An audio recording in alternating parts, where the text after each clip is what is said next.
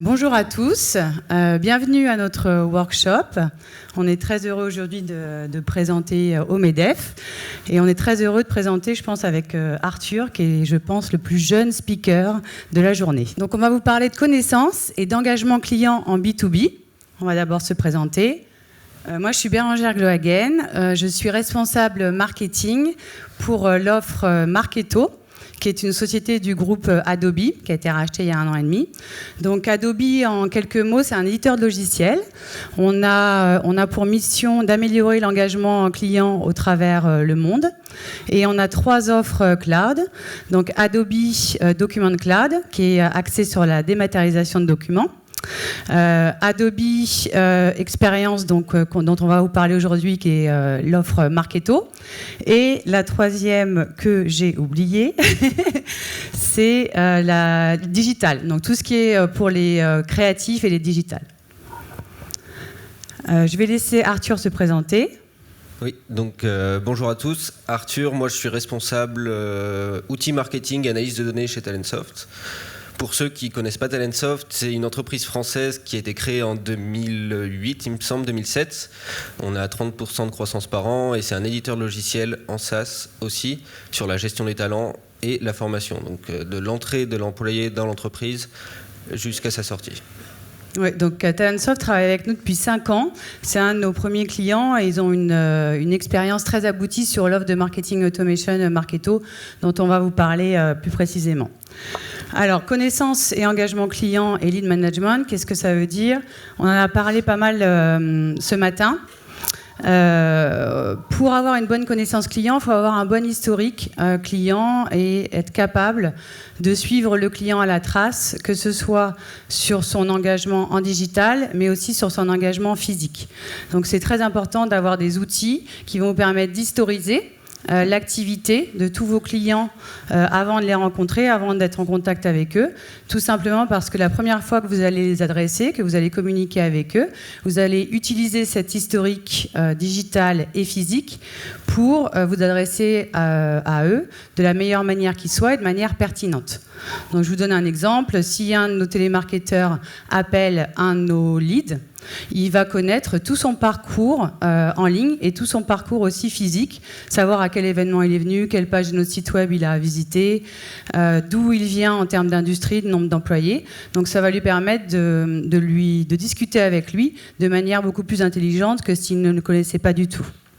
Aujourd'hui, on le sait, il y a à peu près 10 contenus qui sont consommés en ligne ou hors ligne d'ailleurs, avant qu'un prospect entre en contact avec une marque. Donc en fait, avant que le client vienne vous parler, il vous connaît déjà, il s'est déjà renseigné sur vous, il a peut-être déjà été aussi voir vos concurrents. Et du coup, vous allez entrer dans le cycle de vente et dans le cycle d'achat assez tardivement au final. Il y a 57% des décisions d'achat qui sont prises avant le premier contact commercial. D'où l'importance, la première fois que vous vous adressez à un client, de le connaître et d'avoir tout cet historique en tête. Une fois que vous avez historisé toute son activité, toute son historique, tout son passé en ligne et physique, vous allez personnaliser votre interaction avec lui. Donc là, j'ai mis quelques chiffres. La personnalisation des campagnes marketing, par exemple, peut augmenter le CTR, donc le click-through rate, le taux d'ouverture des emails, de 72%. Un email personnalisé peut augmenter de 40% la valeur moyenne d'une opportunité, d'un deal. Et il y a 39% des consommateurs qui achètent davantage lorsque leur expérience d'achat, l'offre qui leur est proposée est personnalisée. Donc c'est très important aujourd'hui d'avoir une offre personnalisée. Donc ça passe, comme Arthur va nous le passer évidemment, va nous en parler, par un email qui va être personnalisé, mais ça peut être aussi en ligne, via un chatbot, via un chatbox, via des contenus qui vont lui être proposés en fonction de son industrie, en fonction de son titre et de son département dans l'entreprise.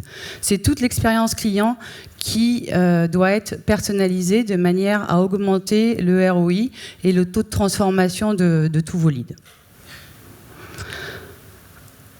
On en parle aussi en ce moment beaucoup. L'account-based marketing est une grosse tendance. Pourquoi ? Tout simplement parce qu'on revient un petit peu sur le volume de leads à générer. On nous a toujours dit depuis des années, générer un maximum de leads au début du funnel de vente. Comme ça, on est sûr de nourrir les commerciaux avec le volume d'opportunités nécessaires. On en revient un peu, tout simplement parce qu'on s'aperçoit par exemple que lorsqu'on fait des événements de ce type, parfois on va en avoir 10 en 2 semaines. 10 en 2 semaines, ça veut dire que parfois on va envoyer 4000 leads d'un seul coup à toutes nos équipes commerciales ou de télémarketing. Ils ne vont pas pouvoir les traiter de manière qualitative, ces leads-là. Donc ce qu'on va faire, c'est qu'on va les aider à les scorer et à prioriser ce volume de leads de manière à ce qu'ils puissent se concentrer sur ce qu'on appelle les pépites, donc les leads qui ont le plus de chances d'être transformés, le haut du panier. Donc pour ce faire, on va automatiser un certain nombre de choses et on parle de plus en plus d'ABM aussi parce qu'on va maintenant se concentrer sur une liste de comptes nommés qui va être, comme Arthur va nous en parler, souvent les entreprises pépites à qui on a le plus de chances de vendre. Donc on revient un petit peu au volume et on s'adresse un petit peu plus, on va s'attacher de plus en plus à la qualité des leads en utilisant l'account-based marketing et en utilisant uniquement une liste de comptes nommés qu'on va adresser plus particulièrement avec des campagnes personnalisées. Donc d'où l'image de la qualité, la pépite d'or versus le volume de leads. Pour que tout cela fonctionne correctement, pour que toute la mécanique soit fluide, il faut avoir un bon lead management process. Alors, qu'est-ce qu'un bon lead management process ? C'est une bonne communication entre toutes les équipes et un bon transfert d'informations. Donc, ça veut dire quoi ? Ça veut dire que moi, par exemple, je fais un événement marketing, je vais rentrer mes leads dans l'outil de marketing automation ou dans le CRM.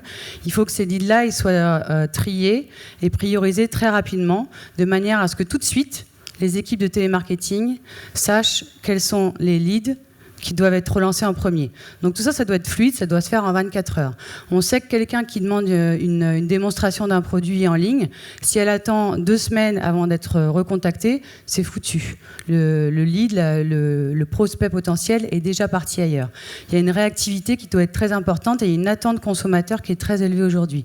Donc ce lead management process, il doit être très strict et il doit être très méthodique. Et toutes les équipes doivent connaître leur rôle, le temps qui leur est imparti pour relancer un lead, le temps qui leur est imparti pour créer l'opportunité chez les commerciaux, et le temps qui leur est imparti ensuite pour mettre en place la prochaine étape avec ce lead-là. Tout ça, ça doit être fluide et c'est grâce à des outils qu'on va pouvoir améliorer la fluidité et la transmission de l'information entre toutes ces équipes en interne.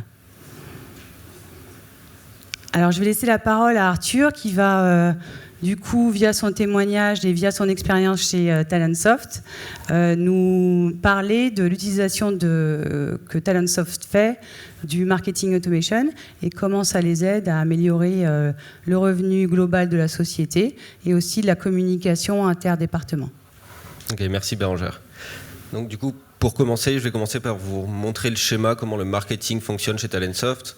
C'est quand même assez classique, donc vous pouvez voir sur votre gauche les prospects qui sont anonymes, on ne connaît pas leur prénom, etc. Ils peuvent venir de différents canaux, que ce soit des événements sur notre site web, sur le téléchargement d'un livre blanc.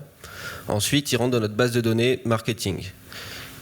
On va leur envoyer plusieurs contenus, ils vont faire plusieurs actions. Et c'est ce qu'on va appeler des MQL, chez nous en tout cas. C'est des prospects qui ne sont pas assez matures, mais ils sont dans notre base de données. On va les rendre plus matures grâce à des envois de différents contenus et on va leur pousser différentes choses. Une fois que ces prospects sont matures, qu'on considère matures en tant que marketing grâce au scoring, grâce au marketing automation, ils vont être envoyés au télémarketing. Chez nous, on les appelle business développement. Et ils sont passés dans un statut qui est CRL. Et le CRL, c'est tout ce qui est envoyé aux télémarketeurs et ils vont voir, ok, donc ça, le marketing, il considère que le prospect est mature, et moi je vais voir s'il m'intéresse. Parce que typiquement, chez Talentsoft, nous, notre cible, c'est des RH, mais on peut avoir tout type de monde qui rentre dans notre base de données marketing. Donc le télémarketeur, il va dire ok, il est intéressant, je vais le passer dans le statut SRL. SRL, ça veut dire que le prospect est mature et qu'il est intéressant pour Talentsoft. Et ensuite, le télémarketeur va faire son travail, va l'appeler, et s'il y a un projet, il va l'envoyer aux commerciaux pour créer une opportunité, et dans le cas idéal, pour devenir un client par la suite. Si à chacune de ces étapes, on répond non, entre guillemets, si le télémarketeur va dire non, c'est pas quelqu'un d'intéressant, ou une fois qu'il dit oui, il est intéressant, mais au final, il n'a pas de projet, on va les faire changer de statut, on va les renvoyer dans la pool du marketing, et on va continuer à leur envoyer du contenu pour qu'ils soient assez matures et pour qu'au final, ils deviennent un client, que toute notre base de données devienne des clients. Donc, comment on va faire le scoring chez Talentsoft? Vous avez peut-être vu sur la slide précédente un 32 points. Le scoring chez Talentsoft, il est divisé en deux. Il va y avoir le scoring démographique, donc sur ce qu'est la personne, sur son type d'entreprise. Typiquement, chez Talentsoft, un DRH va être plus intéressant qu'un développeur, par exemple.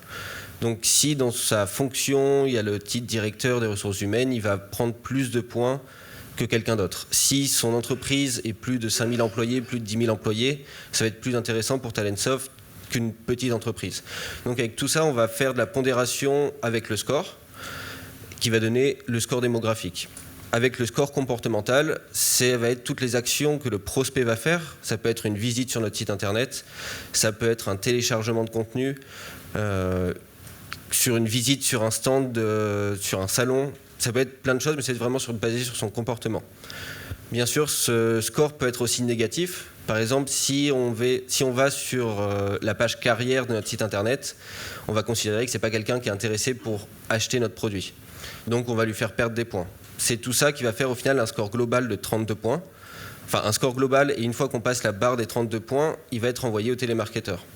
Alors vous allez me dire pourquoi 32 points, d'où 32 points. Je sais que pour Adobe, c'est 70. Ça peut être, en fait, on a défini ce score-là avec les commerciaux, avec les télémarketeurs, en disant, bon ben voilà, à partir de quel moment un prospect va être considéré comme mature pour vous, à partir de quel moment vous allez avoir assez d'informations pour pouvoir prendre en contact avec lui, l'appeler, et ensuite le qualifier et l'envoyer aux commerciaux. Donc là, nos prospects sont scorés, mais pas seulement. On va aussi donner du scoring à nos contenus. Donc, je ne sais pas si vous voyez, mais on utilise beaucoup tofu, mofu, bofu, qui est haut de l'entonnoir, milieu de l'entonnoir et bas de l'entonnoir. Donc, pour reprendre dans l'ordre, haut de l'entonnoir, ça va être tous les contenus sur, par exemple, les tendances RH 2020. C'est quelque chose où on va parler de RH, on va quasiment pas parler de Talentsoft, de l'entreprise. Et c'est vraiment, bon, vous intéressez au RH, on vous envoie ce type de contenu. Le MOFU, donc milieu de l'entonnoir, ça va être du contenu un peu plus spécifique. Vous connaissez le monde des RH, mais est-ce que vous connaissez les logiciels de gestion des talents? Est-ce que vous connaissez un peu Talentsoft? Et BOFU, ça va être des demandes, des webinaires démos, par exemple des fiches produits, où c'est vraiment axé au cœur du produit, et là où le client est vraiment au bas de l'entonnoir pour être appelé par les télémarketeurs et être mature. Et donc ces différents contenus vont avoir différents scores. Par exemple, si on télécharge un livre blanc tofu, on va avoir 5 points par exemple. Et si on télécharge un livre blanc bofu, on va avoir 25 points par exemple. Donc tout ça, je vous ai mis un peu sur la gauche, on ne va pas trop en parler, mais comment on calcule l'efficacité marketing chez Talentsoft, quelques KPI pour mesurer la génération de demandes, la génération de leads et la fréquence de reporting, suivant la cible à laquelle on s'adresse. Donc on peut voir, encore une fois, j'aime beaucoup les entonnoirs. Sur l'entonnoir qu'on utilise chez Talentsoft pour le calcul de l'efficacité marketing, on peut, entre le premier, je ne sais pas si vous voyez tous, mais entre le vert et le bleu, ça va être le taux de transformation entre MQL, CRL et SRL. Au marketing, on va monitorer ça toutes les semaines, tous les mois pour voir si le scoring est adapté. Si par exemple 100% de nos leads envoyés aux télémarketeurs sont transformés en leads intéressants ou matures, pour nous, ça veut dire qu'on n'en envoie pas assez. Ils pourraient en traiter plus. Donc on veut garder cet équilibre-là entre le nombre d'envois de leads aux télémarketeurs et le taux de transformation. Donc, je vous parle de tout ça, mais en fait, c'est plus pour revenir sur une histoire où en 2019, nos commerciaux nous ont dit justement on n'a pas assez, vous allez devoir générer plus de demandes, on a une croissance de 30%, donc on est tout le temps en expansion. Et au marketing, on s'est dit on est arrivé à un moment avec la RGPD, on ne pouvait plus acheter de liste de contacts, on ne pouvait plus faire tout ce qu'on faisait avant. Donc on a commencé à réfléchir à une autre technique. Donc en analysant tous les chiffres sur les opportunités gagnées et créées en 2018, on a vu qu'il y avait une industrie en particulier qui ressortait, qui était vraiment réceptive à notre offre, à notre message, et on a décidé de se concentrer sur cette industrie et donc de faire de l'ABM, account-based marketing, donc plutôt que de penser autour d'un prospect anonyme, on ne sait pas qui il est, là on va partir de quelqu'un qu'on connaît, on connaît ses caractéristiques, et on va lui adresser un message bien spécifique. Donc, grâce à Marketo et un module ABM qui fait appel à l'IA, on a envoyé une liste de comptes types, de ICP en anglais, le client idéal.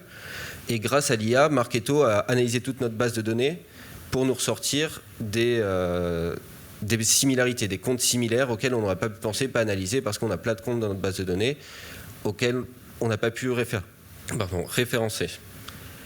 Grâce à tout ça, on avait notre client. Ensuite, on avait du contenu, mais pas forcément du contenu adapté à cette industrie-là. Donc on a décidé aussi de personnaliser notre contenu, mais on ne pouvait pas en recréer un, on n'avait pas les ressources, on n'avait pas forcément le temps pour le faire. Donc on a pris le contenu déjà existant, par exemple un webinar, un livre blanc, et on est venu insérer des exemples, des choses qui vont leur parler, qui vont vraiment parler à cette industrie qu'on a choisi de cibler. Donc là, on avait notre contenu, notre cible, et ensuite la personnalisation sur les emails. On connaît tous les emails de bonjour monsieur X qui travaille chez X, mais là la personnalisation n'est pas suffisante. Là on va faire ça bien entendu, mais aussi on va personnaliser le corps du message, c'est-à-dire vu qu'on s'adresse à la même industrie, on va vraiment pouvoir envoyer des messages clés à notre cible. Donc, je crois qu'il faut qu'on va activer un peu plus. Donc voilà, pour l'instant les premiers résultats sont quand même très bons et on va vous parler un peu des prochaines étapes à faire ça parce que c'est tout le temps en constante évolution. On voulait vous parler des trucs et astuces de geek en fait en marketing, les prochaines étapes pour Talentsoft et pour Adobe aussi. Donc le but de l'ABM, c'était aussi d'envoyer un message unifié sur toutes les plateformes, qu'il reçoive un email, qu'il soit sur LinkedIn, que notre prospect vienne sur notre site internet. On va lui envoyer le même message partout. Donc sur LinkedIn avec Marketo, sur la fameuse liste qu'on a construite de comptes similaires, on peut envoyer ce même message seulement à ces comptes-là en faisant du retargeting, du ciblage spécifique sur LinkedIn. La prochaine étape aussi pour Talentsoft, c'est d'intégrer un chatbot sur le site web qui est aussi Drift, qui est un partenaire de Marketo. On va aussi pouvoir lui envoyer la même liste et lui dire si cette personne-là vient sur mon site web, je veux ce message-là. Donc vraiment le but c'est d'avoir un message unifié sur toutes les plateformes et que la personne ait le même message à chaque fois. Et je crois du coup que Bérangère, toi aussi, Oui, nous du coup on a déjà un chatbot qui est sur notre site web, donc il y a une personne réelle derrière. Mais en plus de ça, on s'est aperçu qu'en gros, il y a des statistiques qui montrent qu'il faut à peu près 8 touchpoints, donc 8 points de contact, avant qu'un prospect réponde à une sollicitation commerciale. Personne ne va aller jusqu'à contacter quelqu'un 8 fois. Même le meilleur commercial ou télémarketeur du monde, il n'essayera pas 8 fois. Du coup, on a un assistant commercial intelligent que l'on va mettre en place, qui va aider les équipes de télémarketeurs à qualifier en amont les leads les plus intéressants et qui va, comme si c'était une personne réelle, contacter jusqu'à 8 fois un lead via différents canaux. Donc ça peut être le chat, ça peut être l'email, ça peut être même le SMS, avec des messages que vous allez personnaliser et qui va attendre que le prospect réponde. Et il va même aller jusqu'à planifier un rendez-vous de démonstration ou commercial avec le lead en question. Ce qui fait que tout ça, ça va automatiser le travail des équipes de télémarketing qui, eux aussi, vont pouvoir se consacrer à peut-être faire plus de recherches sur un lead avant de l'appeler et à améliorer au final l'expérience client et le volume de leads aussi qui est généré dans l'entreprise. Donc voilà, on en a fini de notre présentation. N'hésitez pas à poser des questions. On a aussi un petit démo spot dehors là, si vous voulez venir nous rencontrer. Et puis on vous remercie de votre attention. Merci à tous. Merci à vous.